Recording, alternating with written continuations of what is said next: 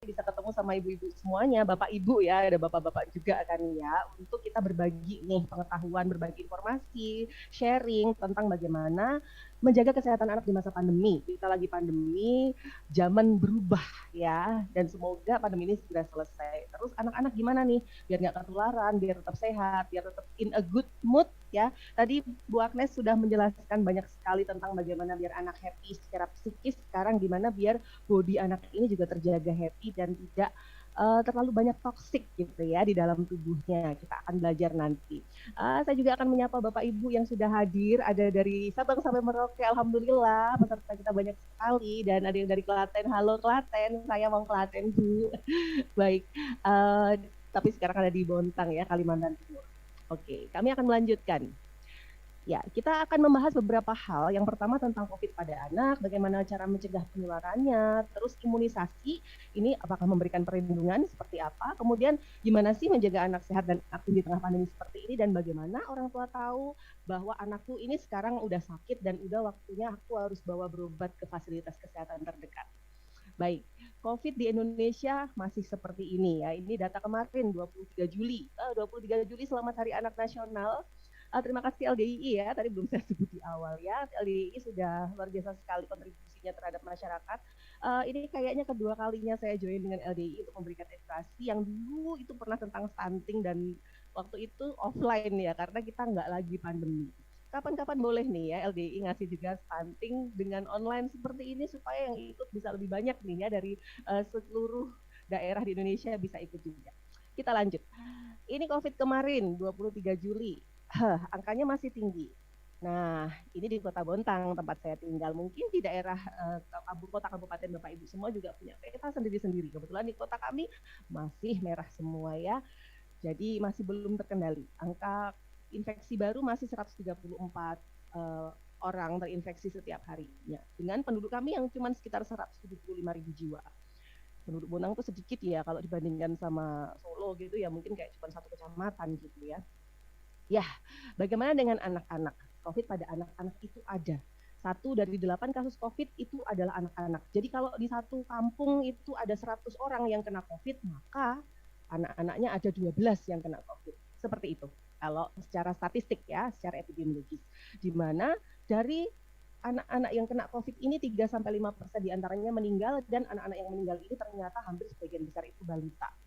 Gejala COVID pada anak ini sama kayak kita ya, sama kayak dewasa. Ada yang tidak bergejala, jadi anaknya benar-benar sehat walafiat, nggak ada demam, bisa lari-lari, bisa makan minum seperti biasanya, tapi pada saat dicek laboratorium PCR atau swab antigen dia positif.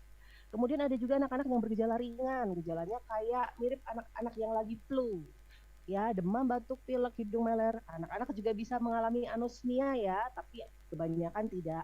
Kemudian juga bisa disertai mual muntah, mencret ya, penyakit-penyakit langganan anak-anak gitulah ya. Seperti itu bisa. Tidak harus semuanya muncul borongan dari demam, batuk, pilek, mual muntah, mencret, enggak ya.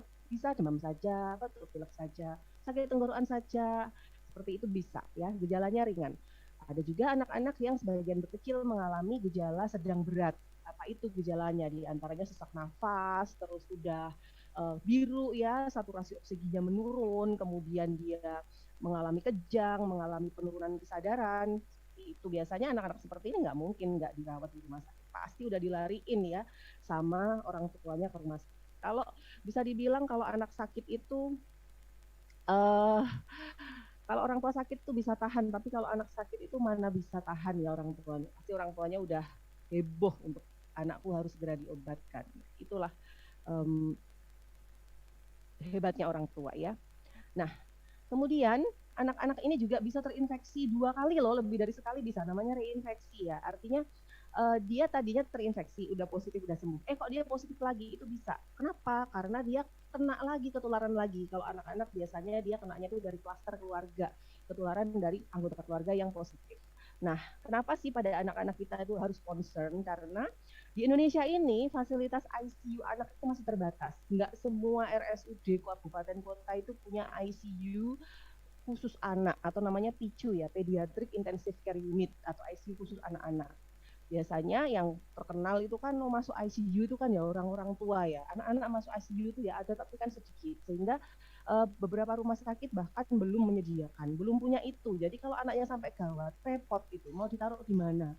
Nah, terus obat-obatan COVID untuk anak itu juga terbatas, bukan hanya terbatas secara jumlah, ya, bukan hanya terbatas secara jumlah gitu, tapi terbatas bahwa ada obat-obat yang aman dipakai oleh dewasa tapi belum aman untuk diberikan pada anak-anak. Nah, orang dewasa bisa nih dibom pakai obat A, B, C, D biar sembuh. Anak-anak nggak kuat, ginjalnya nggak kuat, livernya nggak kuat ya. Ada beberapa obat untuk penanganan COVID berat pada dewasa itu beberapa tidak bisa diberikan pada anak. Terbatas sekali. Nah, sebagian besar anak, tapi ya sebagian besar anak yang menderita COVID ini bisa dirawat di rumah atau bisa isoman ya, hanya sekitar 10-20% saja yang memerlukan perawatan di rumah sakit pun dengan gejala sedang ya. Tapi memang ya kematian anak karena COVID-19 ini ada. Bahkan kalau Bapak Ibu melihat di media sosial terakhir itu kan bayi usia 29 hari atau berapa 13 hari harus meninggal karena dijengukin orang-orang, terus dipegang-pegang, dicium-cium, akhirnya bayinya harus positif COVID dan akhirnya meninggal dunia. Baik. Nah, apa sih yang bikin anak-anak ini COVID-nya bisa berat? Kalau pada orang dewasa kita udah dengar kata komorbid ya. Kalau pada anak-anak gimana? Ada juga nih komorbidnya nih. Biasanya anak-anak yang kalau kena COVID itu kemudian jatuh terjun kondisinya memberat itu anak-anak yang kebetulan mereka mengalami keganasan atau kanker. Anak-anak dengan leukemia, kanker kelenjar getah bening, kanker tulang, dan lain-lain ya, itu biasanya mereka begitu kena COVID sangat mudah mengalami perburukan. Ada juga anak-anak dengan kelainan bawaan seperti anak-anak dengan penyakit jantung bawaan atau anak-anak dengan penyakit kronis seperti apa? Anaknya udah gagal ginjal kronis, sudah cuci darah. Ada loh ya anak-anak cuci darah itu ada ya. Tidak banyak tapi ada. Kemudian anak-anak dengan autoimun seperti anak-anak dengan lupus ya, kalau mungkin pernah dengar sakit lupus atau sakit ginjal bocor ya, nefritis sindrom nefrotik ya, seperti itu, atau anak-anak dengan kondisi imunosupresi lain seperti anak-anak dengan HIV/AIDS itu mereka rata-rata mengalami perburukan dengan cepat. Atau anak-anak mohon maaf ya dengan gangguan perkembangan atau kecacatan seperti cerebral palsy atau CP ya, anaknya berkembangnya nggak normal, umur 8 tahun masih tiduran aja bisanya, badannya kaku-kaku, nah kayak gitu. Anak-anak yang kena TBC itu sebenarnya juga meningkatkan resiko perburukan kalau dia terkena COVID ya, makanya nanti kita akan belajar nih melengkapi imunisasi. Terus, nah ini yang juga sama dengan dewasa adalah obesitas. Jadi anak-anak ternyata yang gendut-gendut itu dia lebih beresiko untuk mengalami perburukan kalau dia terkena COVID daripada anak-anak yang gizinya normal. Jadi ternyata anak-anak gendut, anak-anak yang lucu, montok, belum tentu itu baik. Dan rata-rata anak-anak itu kalau gendut, itu kalau sakit, itu cepat memburuk. Contoh, nggak cuma COVID ya, contoh DB. Kebanyakan anak yang meninggal karena demam berdarah itu mereka yang kondisinya gendut. Kebanyakan, nggak semuanya, tapi ya, sebagian besar adalah mereka yang mengalami obesitas, kegendutan ya. Kita lanjutkan. Nah, gimana cara mencegah penularannya? Ini Bapak Ibu udah hafal semuanya. Dulu ada 3M, 5M, 6M, sekarang 10M. Lama-lama ember gitu ya semuanya M. Intinya ini penting untuk mencegah penularan. Prinsipnya sama dengan penularan pada dewasa ya. Semuanya ditularin lewat droplet. Jadi tetap ya protokol kesehatan is a must. Itu harus ada cuci tangan, pakai masker, jaga jarak, menghindari kerumunan, kurangi mobilisasi, jaga sirkulasi di lingkungan, di rumah, kemudian lakukan pembersihan lingkungan, meningkatkan daya tahan tubuh, ganti baju selalu ya, dan juga meningkatkan imun. Nah, pakai masker sekarang double ya maskernya ya, masker medis ditambah dengan masker kain. Masker medis di dalam, masker kain di luar, nggak boleh kebalik. Dan tidak disarankan menggunakan 2 masker medis. Kenapa? Kalau Bapak Ibu mau praktekin pakai 2 masker medis, itu justru celah yang ada di pipi ini itu nggak ketutup. Jadi masker medis tambah masker kain itu bikin kita ngepnya, itu ngep itu kayak pakemnya gitu ya.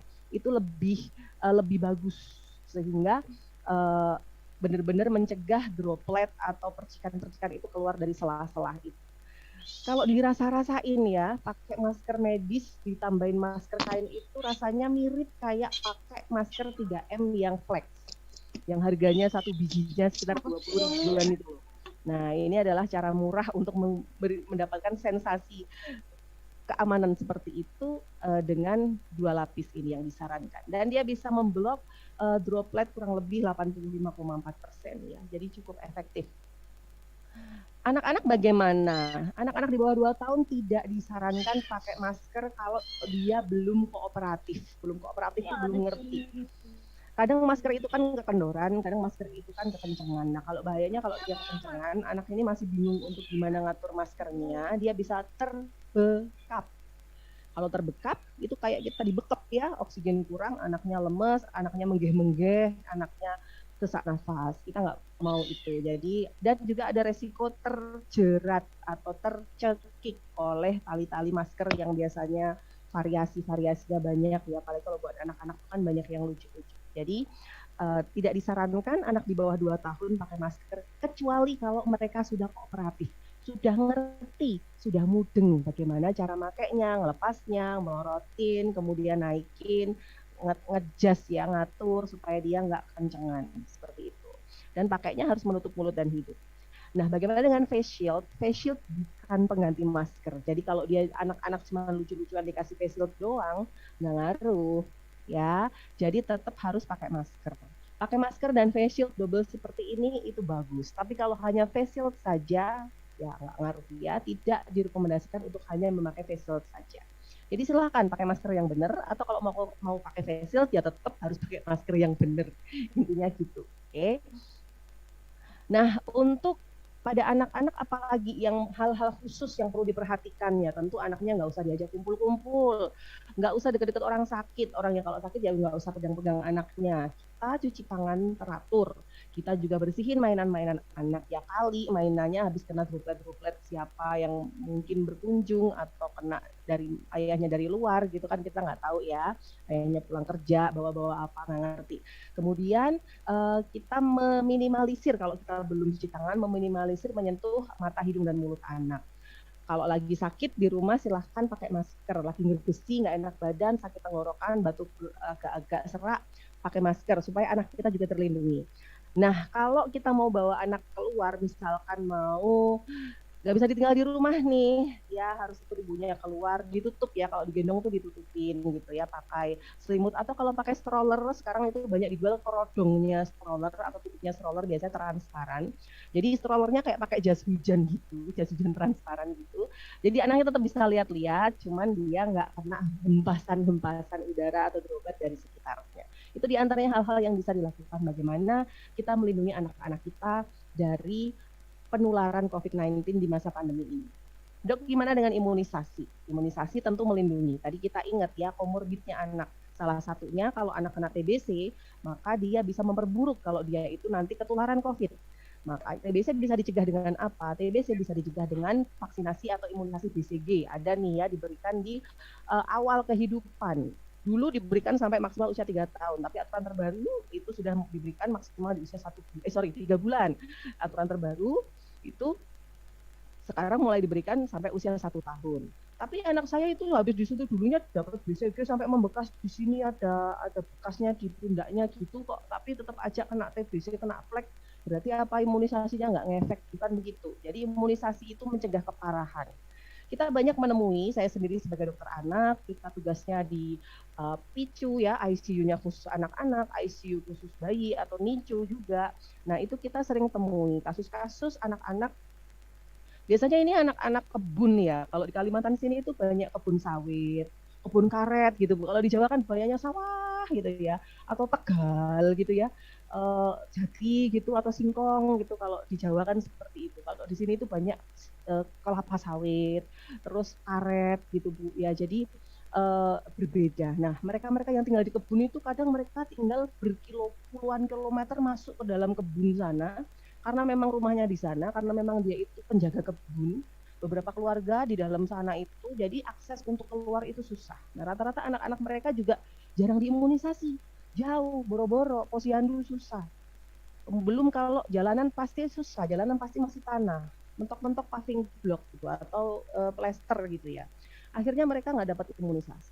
Terus apa yang terjadi? Umur 11 tahun, 13 tahun, anaknya pusing, pusing mak gitu, pusing pusing tambah pusing, kejang, akhirnya dibawa ke UGD rumah sakit, kita CT scan, apa yang kita dapati sudah ada TBC otak di umur remaja belasan tahun. Paling muda saya dapati umur 9 tahun udah TBC otak gitu. Pas kita tanya, bu dulu dia imunisasi BCG enggak yang disuntik di lengannya sini, di pundaknya yang membekas? Enggak. Kenapa? Jauh, enggak ada posyandu di kebun, ya udik sekali gitu, sangat jauh. Sehingga ini adalah bukti bahwa imunisasi, meskipun anak-anak sudah diimunisasi dan dia itu kena sakit, tapi sakitnya nggak parah, nggak harus seperti pasien yang saya dapati di sini, TBC otak, kejang, meninggal. Kalau toh sembuh, cacat, tadinya bisa jalan, ini nggak bisa jalan, mirip kayak orang yang habis kena stroke, padahal umurnya masih remaja, masih 11 tahun, 13 tahun itu. Tapi kalau anak-anak kita yang divaksin di imunisasi BCG, apa yang kita lihat? Oh, anaknya si Mbak Sri itu loh kena flek, Mbak Sri disebut-sebut. Anaknya Mbak Jem itu loh itu kena flek. Tapi lihat anaknya, dia masih bisa jajan, masih bisa lari-lari, masih bisa nakal ya, masih bisa bikin emosi emaknya. Dia secara fisik baik-baik aja meskipun di dalamnya ada kandungan TBC. Artinya, imunisasi yang diberikan pada anak ini melindungi dia dari keparahan sakitnya. So, di masa pandemi ini silahkan dibuka lagi buku PING-nya, buku KIA-nya. Aku utang imunisasi apa saja ya? Apa ada apa saja hak anakku yang belum tak kasih? Engkau nek aku nanti kalau saya ditanya, Mak, kenapa dulu Mama ndak ngasih saya vaksin BCG, imunisasi BCG, sekarang saya jadi begini. Apa kita mau jawab ya? Itu yang nanya anak, belum yang nanya Gusti Allah gitu. Nah, jadi silahkan. Nah, pada PPKM ini Ikatan Dokter Anak Indonesia juga menganjurkan imunisasi rutin pada anak boleh ditunda karena lagi PPKM, semuanya sedang sibuk ngurusin COVID. Kalau PPKM sudah selesai nanti insya Allah 25 Juli semoga nggak molor lagi ya. Silahkan mendatangi kembali Vaskes, tanyakan ke kader posyandunya, tanyakan ke puskesmasnya, kapan saya bisa membawa anak saya, bayi saya untuk mendapatkan vaksinasi atau mendapatkan imunisasi rutin yang wajib untuk anak. Nah, terus ada juga imunisasi tambahan nih, biasanya kalau Bapak Ibu yang kontrolnya kadang sukanya ke dokter anak gitu ya, imunisasinya itu ada imunisasi tambahan yang juga penting, tapi kebetulan belum bisa dikasih gratis oleh pemerintah. Uangnya pemerintah terbatas ya, apalagi zaman pandemi kayak gini. Itu apa? Ada imunisasi atau vaksinasi influenza dan pneumokokus untuk mencegah pneumonia atau radang paru. Anak-anak yang telah divaksin influenza dan pneumokokus ini, dia akan bisa menurunkan risiko perburukan kondisi paru-parunya apabila dia terkena COVID. Jadi kita melengkapi imunisasi-imunisasi yang lain yang dibutuhkan anak ini pun nanti membantu anak ini lebih sehat, sehingga kalau toh dia itu dilalahnya kok harus kena COVID itu dia nggak parah. Karena kalau parah, bingung, tidak semua rumah sakit kabupaten kota punya ICU anak, punya perawatan khusus COVID anak, obat-obat buat anak itu terbatas, tidak semua yang bisa kita minum, bisa diminum sama anak, seperti itu. Nah, terus sekarang juga ada kebijakan vaksinasi COVID-19 untuk anak-anak remaja usia 12 sampai 17 tahun. Di Bontang sendiri ini sudah jalan. Mungkin di kota Bapak Ibu sudah ada tuh pendataan ya di data-data. Ini kalau mau lihat video lengkapnya bisa nanti disaksikan di channel YouTube-nya Dokter Anak. Itu nanti ada video tentang ini. Vaksin COVID untuk anak remaja usia 12 sampai 17 tahun. Sama suntiknya juga di lengan sama kayak kita ya, dan diberikannya juga 2 kali dengan jarak kurang lebih 28 hari atau 1 bulan. Nah, silahkan, karena penelitian-penelitian sudah banyak dan ini terbukti aman pada anak-anak usia segini.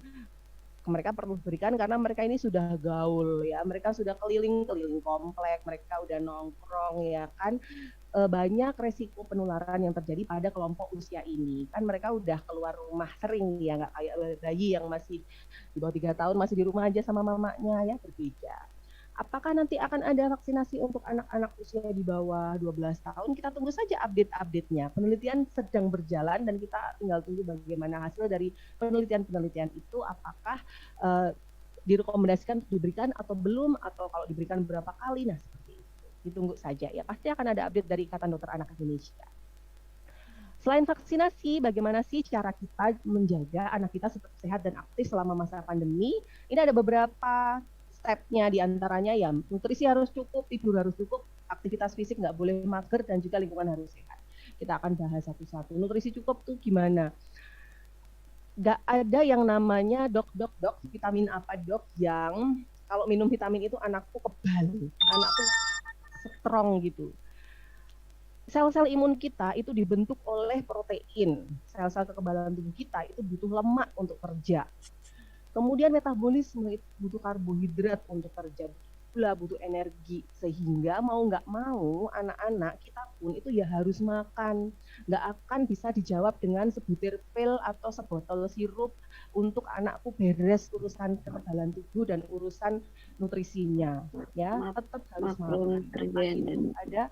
Makan itu ada nutrisi makro dan nutrisi mikro yang harus masuk ke dalam tubuh anak. Nutrisi makro itu apa? Yang kita butuhkan dalam jumlah banyak.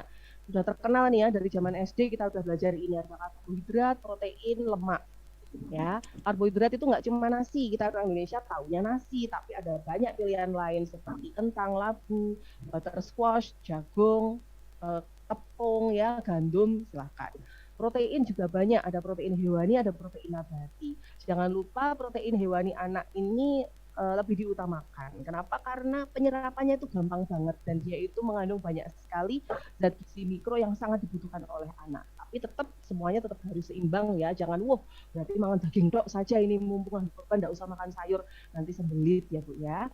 Terus lemak juga penting loh buat anak-anak, apalagi kalau buat anak-anak di bawah usia 2 tahun. Lemak itu penting karena apa? Sebagian besar komposisi otak anak di masa pertumbuhan ya 0-2 tahun itu terbentuk oleh lemak. Jadi kalau lemaknya kurang ya otaknya kan bisa kurang kan eman-eman. Gitu. Lemak apa saja? Lemak ada santan, minyak-minyakan ya, minyak kelapa, minyak jagung, minyak kedelai, margarin, minyak goreng, nah seperti itu adalah berbagai jenis pilihan lemak yang bisa diberikan untuk anak-anak kita. Jadi kalau anak-anak apalagi yang masih baduta ya, batita itu justru dia harus mengandung. Malah lari kemana ini? Iya lari kemana ya Bu ya? Itu anak batita, anak baduta itu harus mendapatkan lemak yang justru porsinya tuh lebih tinggi daripada kita orang dewasa. Buat kita orang dewasa sangat menjaga ya, memilih-milih lemak. Buat anak-anak lemak masih menempati porsi yang tinggi ya setelah karbohidrat. Nutrisi mikro apa aja? Ternyata Bu ya, ini mungkin belum banyak yang tahu. Kadang anak-anak kita itu wes pede gitu, kadang ibu-ibu tuh udah pede. Anakku dong gendut, anakku dong montok, anakku dong nggak kurus kayak anakmu. Kadang gitu ya Bu, sok julid gitu. Nah, ternyata anak-anak Indonesia itu nggak boleh bangga dulu. Kenapa? Karena dari penelitian, anak-anak kita itu kekurangan nutrisi mikro. Anak-anak kita kekurangan vitamin D, kekurangan zat besi, kekurangan zinc, kekurangan vitamin A. Banyak sekali. Sehingga ada, nah ini adalah 5 hal yang dicatat oleh Ikatan Dokter Anak Indonesia dan juga WHO bahwa anak-anak Indonesia ini kekurangan ini. Mau dia ASI, mau dia sulfur, mau dia makan empasinya itu yang instan, mau makan empasinya yang dibikin mamanya, mau dia itu yang sudah SD, mau dia itu yang sudah menjelang SMP, remaja, itu ternyata anak-anak kita itu banyak yang kekurangan ini. Kekurangan vitamin A, kekurangan vitamin D, kekurangan zat besi, kekurangan zinc, dan kekurangan yodium. Lah itu bisa didapat dari mana itu makanan-makanan ini, kandungan-kandungan ini? Dari mana-mana kita lihat. Vitamin A dapat dari wortel yang paling terkenal ya.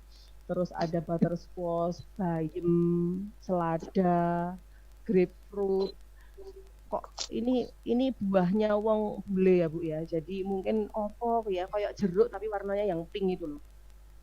Terus kayak melon, sejenis melon ini ya, ubi, juga tuna, juga kemudian paprika, brokoli, ini banyak mengandung vitamin A. Vitamin A penting untuk selain kesehatan mata juga mengurangi resiko keparahan infeksi. Jadi kalau bocah-bocah, jadi kalau anak-anak itu mereka kurang vitamin A-nya, ternyata kalau sakit itu susah sembuhnya dibandingkan anak-anak yang vitamin A di dalam tubuhnya itu cukup. Makanya pemerintah itu menggalakkan apa? Program pemberian vitamin A di setiap bulan Februari dan Agustus. Pasti ibu-ibu ini sudah hafal ya. Jadi untuk anak 6 bulan, mulai 6 bulan sudah dikasih vitamin A kapsul. Itu kalau yang 6 bulan sampai 11 bulan itu yang biru, untuk di atas 1 tahun itu yang merah sampai umur 5 tahun. Dan itu usahakan dapat. Kenapa? Karena ibu mau cari dimanapun, merek sirup yang sama, nyamai kandungan vitamin A-nya pemberian pemerintah itu enggak ada. Kalau mau dibandingkan, Ideal itu.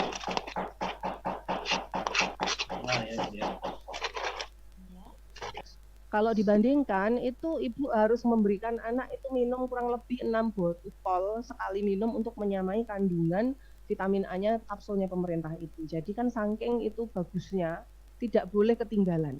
Ya, harus dapat. Silahkan. Kemudian sumber vitamin D apa? Banyak, ada ikan salmon, susu yang terfortifikasi ya, bukan hanya susu segar biasa gitu. Susu yang sudah ada penambahannya, biasanya susu formula atau UHT itu sudah ada penambahannya. Ada tahu yang sudah terfortifikasi dan di Indonesia kita masih susah ketemu tahu yang terfortifikasi. Terus sereal, kemudian daging babi ya kalau buat Bapak Ibu yang bisa mengkonsumsi.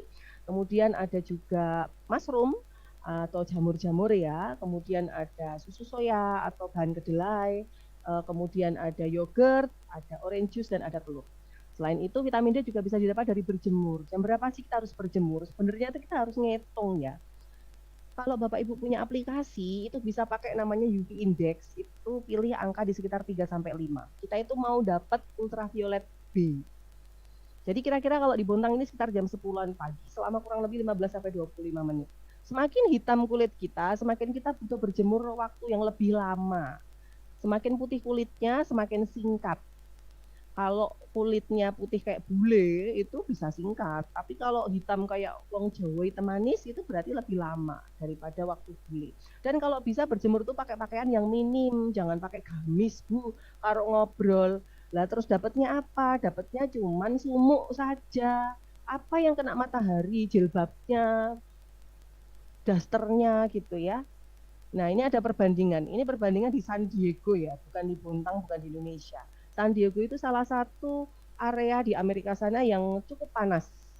Amerika itu kan ada daerah-daerah yang cenderung dingin bersalju, ada yang memang panas terus karena dia di Khatulistiwa. Nah, San Diego ini termasuk yang panas. Nah, ini lihat, kalau orang itu pakai kolor saja, Baru nah, tidak ada anunya. Tidak jelas, tidak paham aku. Saya tidak mau membuat masalah. Alah,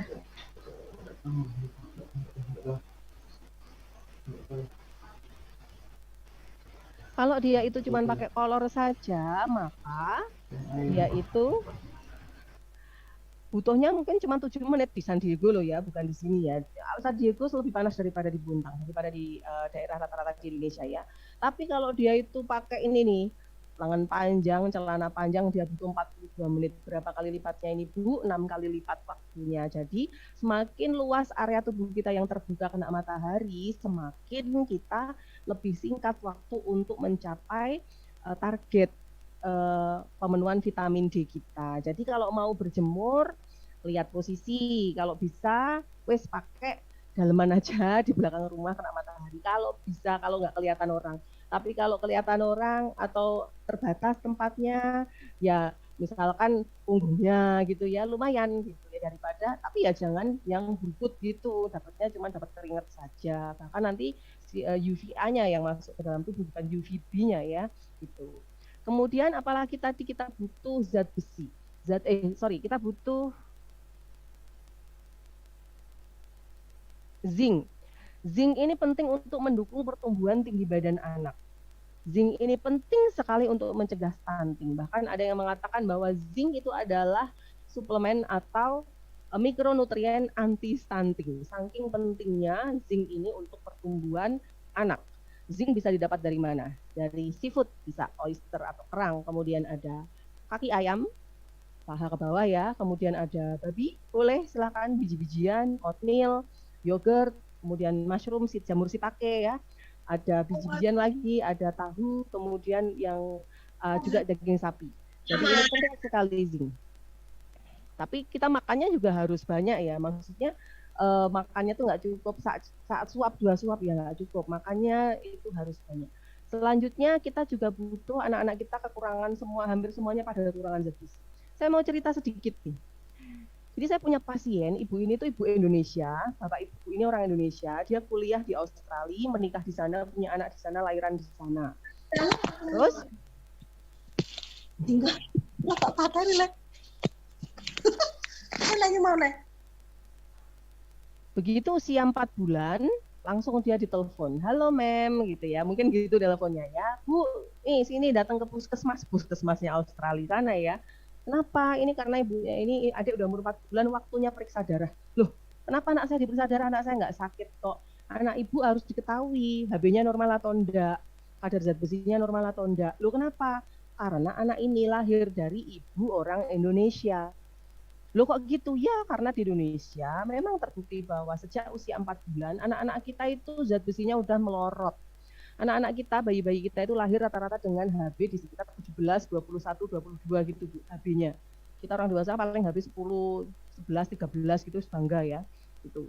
Nah, di umur 4 bulan, 6 bulan itu rata-rata melorot hajinya sampai berapa? Jadi cuma 10, 11, 12 kayak gitu. Sehingga di usia itu sudah butuh namanya suplementasi suplementasi zat besi. Nah, kalau di Australia pakai acara dicek-cek kayak gitu tuh. Kalau ibu-ibu ketemu sama dokter anak, mungkin dokter anak juga menganjurkan dicek. Terus saya tanya, Bu, anak-anak bule, bayi-bayi bule yang di Australia di sana, pada dicek kayak gitu juga enggak?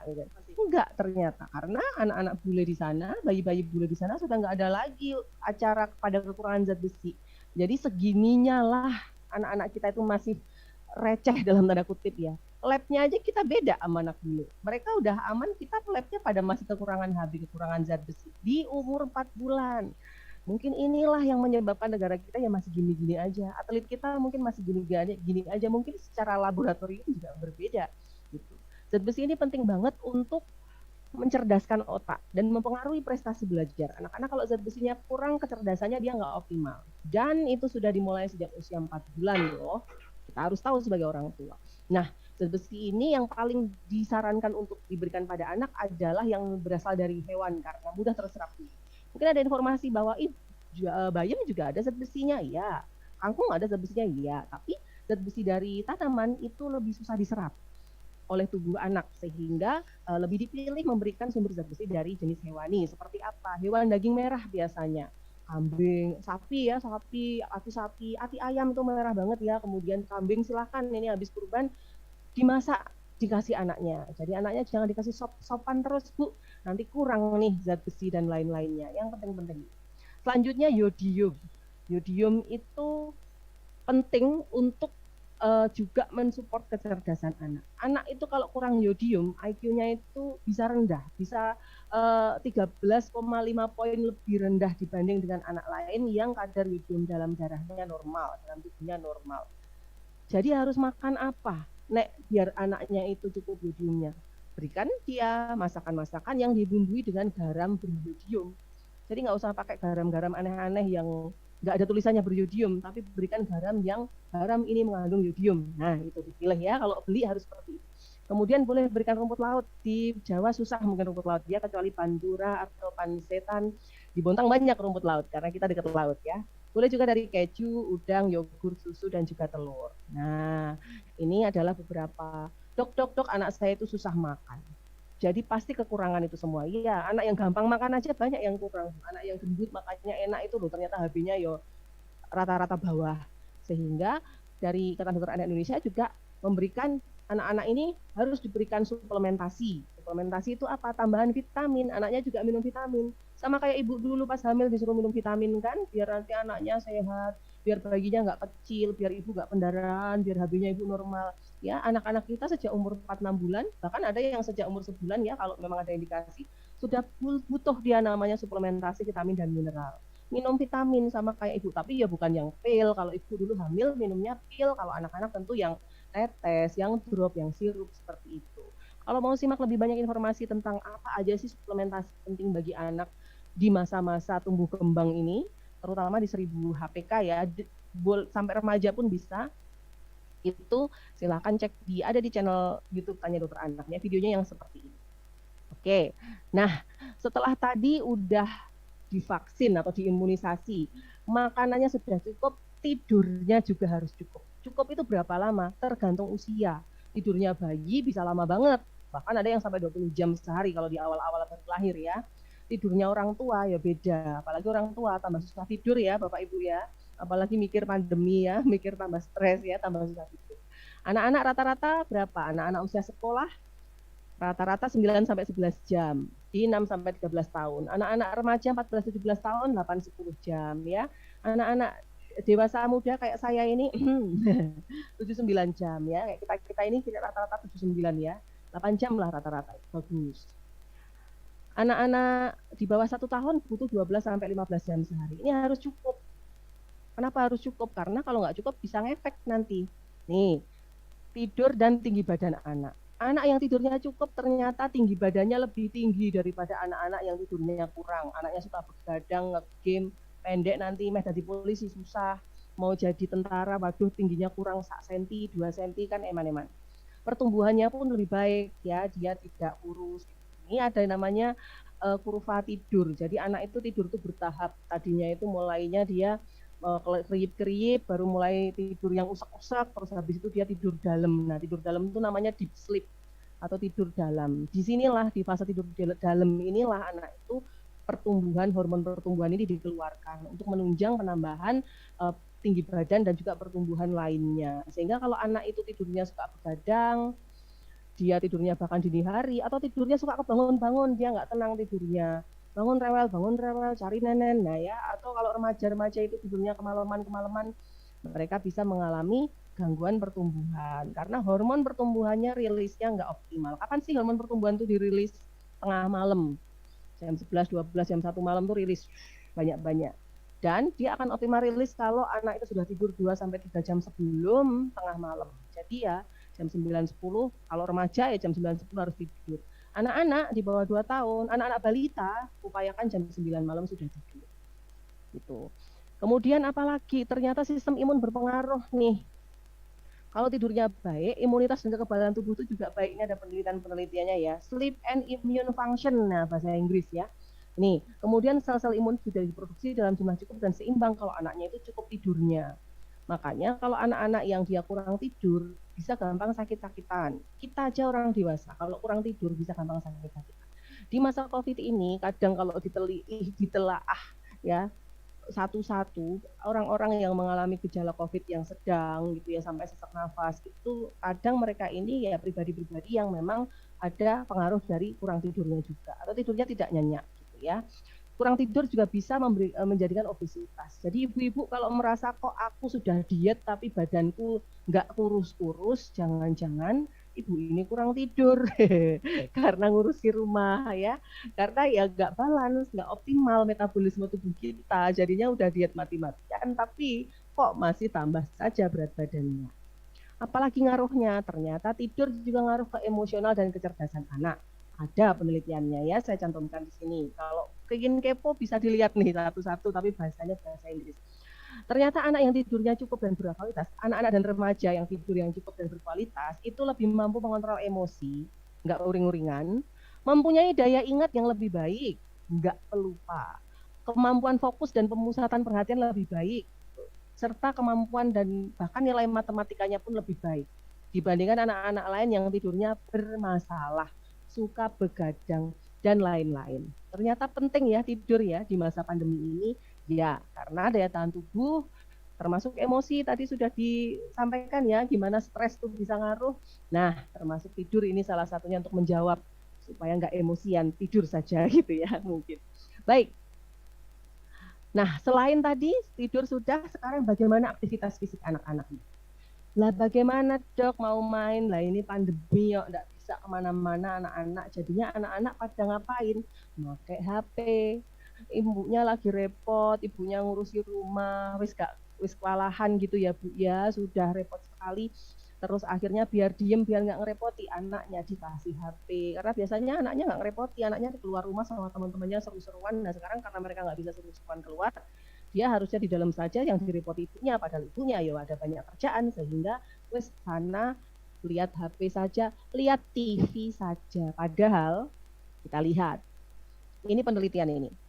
Tak baca ini ya di bawahnya ini. Stimulated brain versus non-stimulated brain, how TV affects the brains of young children. Penelitian tahun 2012 oleh D. Christakis. Jadi ini adalah perbandingan gambaran gelombang otak, area-area otak yang terstimulasi dengan baik dan area otak yang tidak terstimulasi dengan baik. Ini adalah Maaf Dokter gambaran Putri, saya potong apa? sedikit, waktunya tinggal 5 menit lagi ya. Oh ya, boleh. Nih, ini otak yang terstimulasi dengan yang tidak baik seperti ini. Jadi ada sensory deprived, dia ada penurunan kemampuan menangkap sinyal-sinyal dari luar, menangkap pengetahuan, menangkap informasi. Sedangkan ini aktif semua. Ini terjadi kenapa? Kakean TV. Nih, penelitiannya ya. Jadi TV, HP itu sama saja. Jadi kalau dibilang nonton HP, enggak, nonton TV sama. Nih, anak-anak yang sejak kecil sudah suka TV, mereka mengalami apa? Gangguan tidur, nyambung ya sama tadi, terlambat bicara, kok belum ngomong ya. Ada namanya sekarang virtual autism. Terus anak juga kurang stimulasi, karena dia nggak bermain secara fisik, jadi sensorik motoriknya nggak terstimulasi dengan baik, nggak terampil, nggak tangkas. Itu juga bisa mempengaruhi mood, kondisi mental anak jadi uring-uringan. Tantrum, tuh siapa yang anaknya suka tantrum, coba dikoreksi lagi bagaimana screen time-nya. Anaknya antisosial dan kurang empati. Anak juga bisa mengalami kesulitan dan gangguan belajar. Harusnya berapa lama sih anak itu nonton? Kalau di bawah 2 tahun sih harusnya nggak usah dulu. Ya, apalagi di bawah 18 bulan. No screen time kecuali untuk video call. 2 sampai 5 tahun, 1 jam saja didampingi. Jadi bukan anaknya pegang HP sendiri gitu, enggak ya. Jadi didampingi. Oh ini deh Ultraman. Ultramannya perang-perangan sama monster. Karena kalau nggak didampingi, nanti anaknya lihat Ultraman Mukidi itu, nanti anaknya langsung ngajak berantem temennya, mukul-mukul mbaknya, seperti itu karena dia nggak dikasih masukan pas nonton. Kalau sudah anak lebih besar usia sekolah, terapkan batasan ya tadi, terapkan batasan waktu, ada aturan. Jenis tontonan yang ditonton juga ada aturannya. Screen time-nya pun juga nggak boleh mengganggu apa nih, mengganggu kecukupan tidur, mengganggu jam aktivitas fisiknya, dan mengganggu perilaku lainnya. Ini anak-anak sekarang karena kebanyakan HP kan mereka jadi generasi yang menunduk. Semakin dia menunduk, semakin stres pada tulang leher ini semakin tinggi. Akibatnya dia tidak bisa mempertahankan core muscle atau otot inti tubuh untuk mempertahankan posturnya dia tegak. Akibatnya apa? Anaknya dia gelendotan. Nanti di kelas dia karena nggak bisa tegak, dia harus menopang posturnya dengan tangannya, sikunya, dekem kayak gini ya. Kayak gini pun kalau buat belajar juga konsentrasi ambiar. Tidak kalau sebagus kalau anak duduk tegak dan memperhatikan dengan baik. Ternyata ngaruh ya kebiasaan nonton HP sama performa belajar anak di kelas nanti. Jadi nanti jangan berharap, weh akhirnya anakku bisa sekolah, wes sana sepuasnya di sekolah. Sebentar, anak bisa culture shock tuh ya. Awal-awal mungkin capek mah ternyata sekolah. Ya ada tantangan baru lagi nanti karena anak udah kebiasaan kebanyakan HP-an terus kalau ini. Baik, jadi jangan sampai nih nanti anak-anak kita jadi kayak gini. Aku titip bangsa ini pada kalian. Iya bang, taruh aja situ bang. Tunggu lagi nyerang nih bang. Ya eman-eman. Generasi kita seperti apa ya? Pasti dia disuruh mamanya juga nggak mau gitu kan. Ngomel-ngomel suruh beli bawang ngomel-ngomel, suruh bantuin ngomel-ngomel ya. Karena udah asik dengan dunianya. Cara ngurangi screen time gimana? Cara ngurangi screen time ada caranya. Ini nggak bisa ya tak play. Nah, ini yang gambar itu loh, anak-anak apa namanya? Bukan gini caranya. Dicoreng-moreng ya. Anaknya dicoreng-moreng biar ketakutan. Pura-puranya ini berdarah matanya. Jadi nggak usah main. Nggak gini ya caranya. Terus caranya bagaimana? Nah, ada caranya. Ini ada beberapa tips. Yang pertama itu ada perencanaan. Nonton handphone harus ada jadwalnya. Kemudian kita contohkan. Kemudian ada keseimbangan, ada batasan waktu, ada keseimbangan dengan aktivitas yang lain.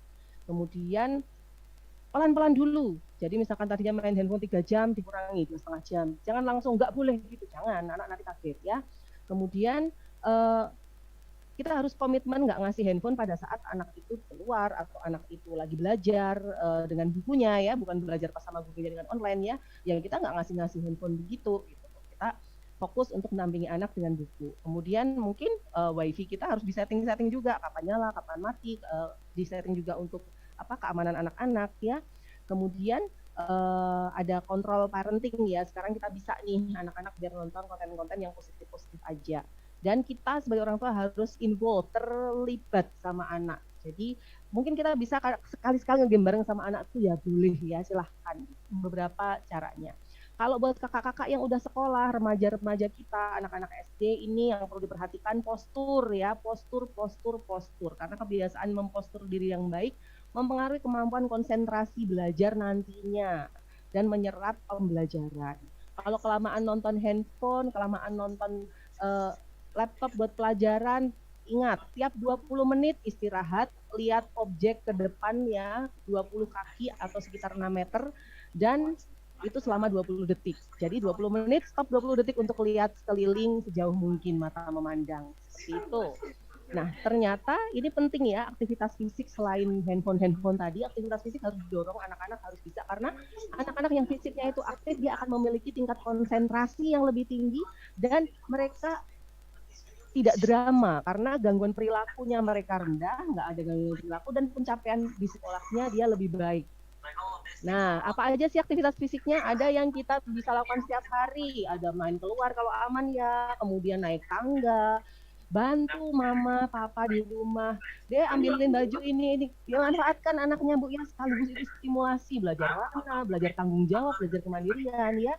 Mandiin hewan, mandiin binatang, beresin mainan, kemudian disuruh belanja ke warung, atau jalan-jalan. Tiap hari bisa kita lakukan. Kemudian ada juga kegiatan olahraga yang bisa dilakukan 3-5 kali seminggu. Misalkan, main skateboard, ya, main bola sama temen, atau main voli segala macam, renang kalau bisa, kalau aman ya kondisinya ya, silakan 3-5 kali seminggu. Ada juga yang lebih jarang dilakukan, boleh 2-3 kali seminggu, itu mungkin kegiatan-kegiatan yang rekreasional ya, atau kegiatan-kegiatan untuk melatih kekuatan dan fleksibilitas gitu, kayak dancing atau ngedance ya. Dan kurangi mager, nggak boleh cuma nongkrong doang mager gitu ya. Nah, berapa lama sih kita harus gerak tiap hari? Tergantung usia nih ya. Bayi mah seharian dia bisa gerak, kecuali kalau dia lagi tidur. Anak-anak kita di 13-19 tahun sudah harus 3-4 jam sehari itu ada aktivitas. Jadi nggak cuma di sofa, di kursi nge-game, terus di kursinya, di kasurnya terus gitu. Jadi harus ada nih 3-4 jam aktivitas. Anak usia sekolah 5-13 tahun 4-5 jam aktivitas. Preschool 5-8 jam. Ini kegiatan hari-hari ya, active play. Jadi geraknya sendiri. Nah, untuk main yang agak ngos-ngosannya berapa jam? Jadi di bawah 1 tahun boleh nih 30 menit tummy time gitu. Kemudian anak 1-2 tahun ini 3 jam ini main aja, lempar, nendang segala macem. Preschool 3-4-5 tahun 3 jam. Ini main yang dia dari 3 jam ini 1 jamnya itu harus ngos-ngosan ya, berlari, memanjat, melompat. Anak-anak usia sekolah juga kayak gitu. Paling tidak dia ada 1 jam main yang seru, yang sampai dia ketawa, sampai dia happy, sampai dia keringetan.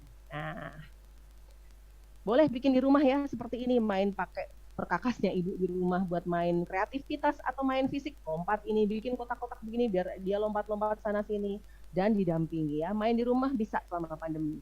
Atau ini nih, bisa dicontoh, ini penting banget. Ini gerak-gerakan untuk stimulasi fisik. Kita menirukan hewan, crab atau kepiting. Jadi posisi tangannya begini, kakinya begini, nanti dia jalan. Ya, ini bisa banget, asik banget bikin game di rumah ya, balapan sama kakaknya, sama ayahnya, sama bundanya gitu. Atau sambil video call sama temennya main begini. Atau niruin kodok, niruin gorila, niruin bebek, gajah, kelinci, tiger, harimau ya, macan. Atau ini lompat sambil membentuk bintang laut, atau bikin kayak jerapah, atau kita jadi mirip sama kucing sambil bergerak seperti ini. Ini gerakan-gerakan fisik yang bisa dilakukan buat stretching di rumah.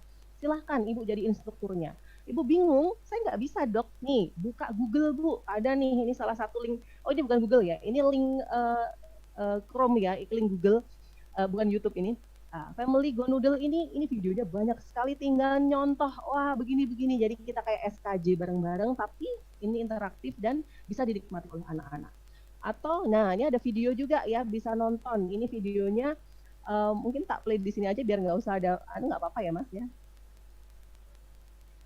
Nah, tadi ada videonya ya, mungkin nanti Mas Operator akan nayangkan nanti aja. Nah, setelah aktivitas fisik semuanya, apalagi lingkungan kita juga harus sehat. Jangan ada asap rokok atau bau rokok di sekitar anak. Karena dari penelitian membuktikan bahwa anak-anak dari orang tua perokok ternyata memiliki tingkat kecerdasan yang lebih rendah, capaian perkembangan yang lebih buruk, dan kesehatan fisik yang lebih sering terganggu gara-gara bapaknya merokok. Merokoknya di depan rumah kok dok, sama saja. Merokok harus jauh-jauh dari rumah, dan di rumah sudah nggak boleh ada bau rokok dimanapun. Mau di perabotan, di dinding, di korden, jangan ada bau rokok. Kemudian Gimana kalau anak sakit? Nah, ini pandemi, anak sakit, panik. Jangan-jangan anakku kena corona. Jangan panik ya. Tetap sediakan obat di rumah. Apa aja? Pasti apa aja yang harus disediakan. Ada obat luka luar ya, betadin, alkohol, pembersih luka, kasar, plester, silahkan. Boleh kalau ibu mau pakai obat luar kayak transfumin kalau buat ngolesin di dada atau fix fiprap gitu kalau anaknya lagi batuk boleh ya. Seperti itu silahkan. Kemudian ada obat turun panas wajib ya atau pereda nyeri ya paracetamol biasanya yang hits ya. Kemudian obat batuk pilek yang bebas jual bebas silahkan boleh juga disediakan di rumah dan silahkan dipakai untuk anak-anak di atas usia 2 tahun biasanya ini ya dosis sesuai di kemasan. Terus sediakan oralit untuk mencegah dehidrasi kalau anak lagi muntah-muntah atau mencret-mencret. Jadi oralit penting supaya anaknya nggak dehidrasi ya. Bukan probiotik dulu yang diutamakan kalau mencret muntah, tapi cairannya dulu ya, oralitnya dulu. Boleh juga ibu menyediakan tetes atau semprot hidung yang bisa digunakan kalau bayi ini lagi hidungnya tersumbat. Boleh juga itu akan efektif lagi kalau ibu punya alat pembersih ingus. Biasanya ada yang manual kayak balon atau ada yang disedot pakai elektrik tuh ada ya. Atau sediakan juga obat-obat rutin anak kalau memang anak mendapatkan obat rutin dari dokter. Misalkan apa? Oh, anak saya kejang, punya obat kejang yang dimasukin di dubur. Atau anak saya lagi plek paru-paru, sekarang lagi minum obat rutin. Anaknya ada epilepsi, minum obat rutin. Silahkan disediakan ya. Terus kapan kita harus bawa anaknya ke vaskes kalau anak kita sakit? Nih, yang pertama tentu kalau anak kita sesak nafas atau biru-biru pada bibir. Sesak nafas pasti anaknya ngomongnya udah susah ya. Jadi itu sesak nafas. Bawa ke UGD segera manapun terdekat ya. Anaknya kejang pasti. Itu nggak usah disuruh, ibu udah refleks bawa ya. Diare terus menerus atau muntah-muntah disertai lemes atau dehidrasi. Anak saya mencret 5 kali sehari, 7 kali sehari, tambah muntah 3 kali, tapi anaknya makan minumnya masih mau, dia masih aktif, kencing masih banyak. Aman nggak dok? Aman. Kapan nggak aman? Kalau kencingnya udah mulai berkurang, anaknya lemes, nggak mau makan minum, atau kurang sedikit makan minumnya, atau tiap minum dimuntahkan, dah itu harus ke vaskes. Terus demam tinggi 3 hari atau lebih. Atau demam pada bayi kurang dari 3 bulan, mau demam 1 hari pun silahkan bawa ke vaskes. Tapi kalau di atas 3 bulan, tunggu 3 hari. Jadi jangan demam jam 9 pagi, jam 11 pagi udah panik gitu. Nah, kemudian kalau anaknya nyeri perut hebat atau anaknya jatuh ya, mengalami kecelakaan gitu, jatuh dari loteng, harus segera bawa ke vaskes ya. Atau ada mimisen tapi nggak bisa berhenti-berhenti ya, ada pendarahan terus-menerus. Terus sama ada keracunan, menelan benda asing, ngelek bekel dan lain-lain, atau digigit hewan berbisa, digigit ular. Seperti itu silahkan bawa ke tempat vaskes berobat. Nah, harus waspada. Kita sampai ke take home message. Jadi, saat ini masih terjadi peningkatan penularan infeksi COVID-19 pada anak. Maka, lakukanlah disiplin dalam melakukan protokol kesehatan supaya mencegah penularan, termasuk pada anak-anak. Pada anak, lengkapi imunisasi, berikan asupan nutrisi adekuat, cukupi istirahat, dan rutin beraktivitas fisik agar dapat menjaga kesehatan anak selama masa pandemi ini. Orang tua juga harus mampu mengenali tanda dan gejala kapan anak sakit dan kapan anak perlu dibawa berobat ke fasilitas kesehatan. Terima kasih banyak. Jalan-jalan ke Solo ketemu Tuan Krep, mau beli garam tapi warungnya ditutup sama emak-emak. Jangan lupa untuk follow dan subscribe channel Instagram Tanya Dokter Anak dan YouTube Tanya Dokter Anak. Bikin pantun ya kayak ibu waktu lalu. Terima kasih banyak. Kami kembalikan lagi. Kami akhiri. Wassalamualaikum warahmatullahi wabarakatuh. Kami kembalikan kepada Mbak Dian. Silahkan. Ya,